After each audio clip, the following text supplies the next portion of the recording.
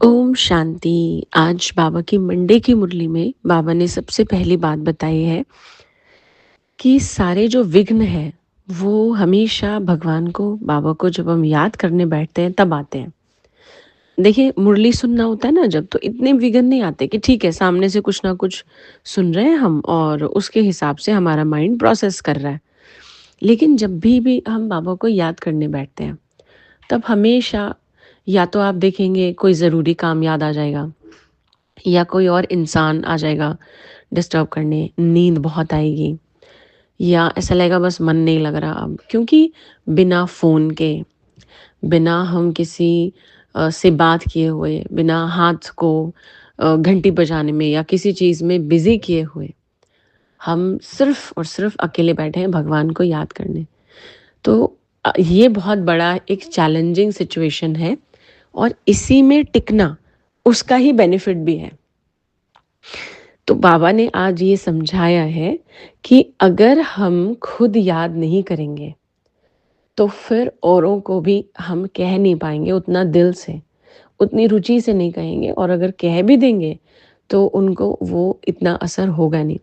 इसलिए आप देखिए कई बार हम देखते भी हैं, कई लोग कहते हैं हम मेडिटेशन करते हैं, तो हम उनको कहते हैं आपके बच्चे? तो वो कहते हैं नहीं वो नहीं करते। तो आप उनको कहते हैं? हाँ जी, हम उनको कहते हैं, बिल्कुल कहते हैं। लेकिन क्यों नहीं असर हो रहा कि पेरेंट्स मेडिटेशन समझ रहे हैं, हर चीज़ को समझ रहे हैं और कर रहे हैं, पर परिवार में और कोई करना नहीं चाह रहा। उसका रीज़न ये है कि हमारे अंदर वो इतना इम्पैक्टफुल नहीं हो रहा। और दूसरा हम उतना डेडिकेटली और उतना एक्यूरेटली हम नहीं कर पा रहे हैं, तो हमारी वाइब्स चेंज नहीं हो रही हैं। और यही एक वजह है कि हमसे और किसी को इंस्पिरेशन नहीं आ रही है कि हमें भी करना चाहिए। दूसरा एक ये भी रीज़न होता है कि हम कभी कर रहे हैं, कभी नहीं कर रहे हैं। रेगुलरली हमारा कोई एफ़र्ट नहीं दिख रहा। आप में से कइयों को ये अनुभव होगा भी जो सेंटर पर जाते हैं, कि शुरू में कई कहते हैं कि अरे क्या रोज़-रोज़ जाना ज़रूरी है। लेकिन सच में जब वो आपके अंदर चेंजेस देखते हैं, जैसे अभी यहाँ पर जहाँ मैं हूँ एक भाई आते हैं, वो इलेक्ट्रिकल इंजीनियर हैं। 1 हफ़्ता मुश्किल से हुआ आते हुए।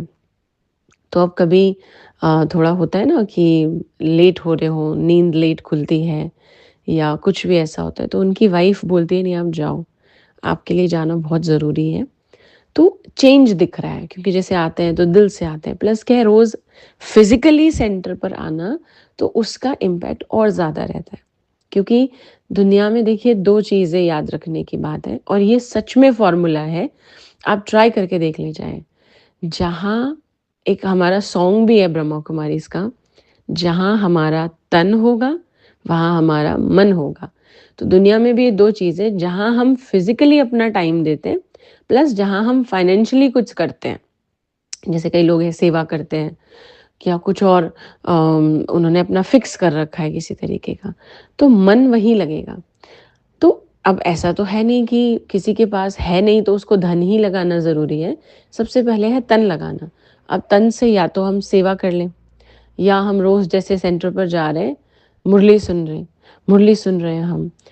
तो जब ये हम लगा पाएँगे अपना तन-धन या सिर्फ़ तन, तो हमारा मन लगेगा और उसका इम्पैक्ट हमारी लाइफ़ पर औरों को बहुत ईज़िली दिखेगा भी।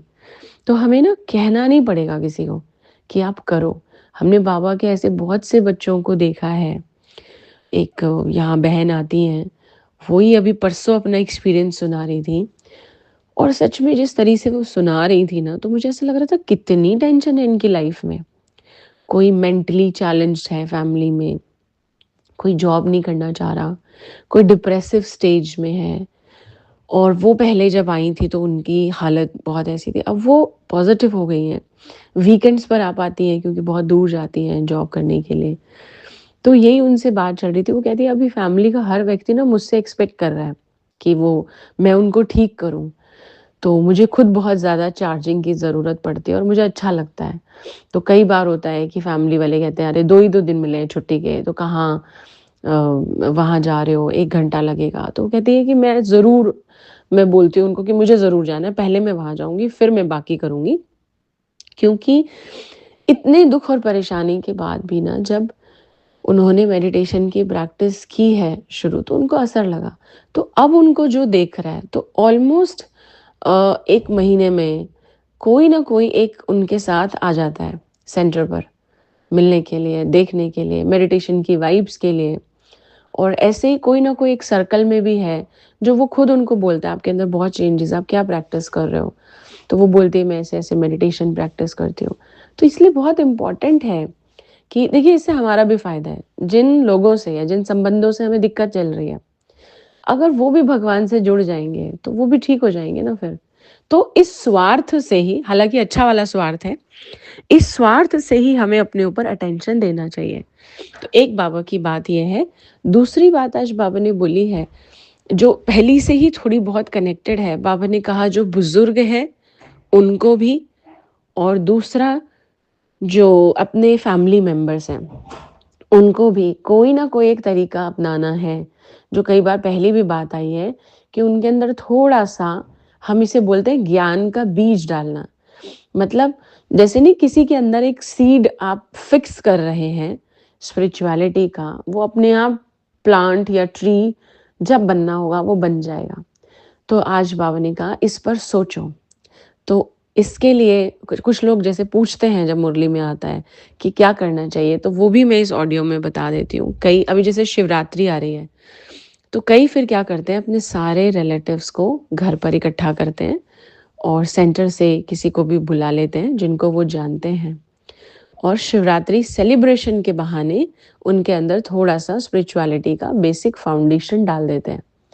तो इस फरवरी में शिवरात्रि तक ये करने का बहुत अच्छा मौका सभी के पास है। तो सभी ज़रूर ऐसा कोशिश करें कि हम आस-पास के सेंटर से किसी को ज़रूर बुला लें और अपने घर वालों के अंदर थोड़ा-सा मेडिटेटिव सीड जो है ना, वो डाल दें। तो ये आज की मुरली है। ओम शांति।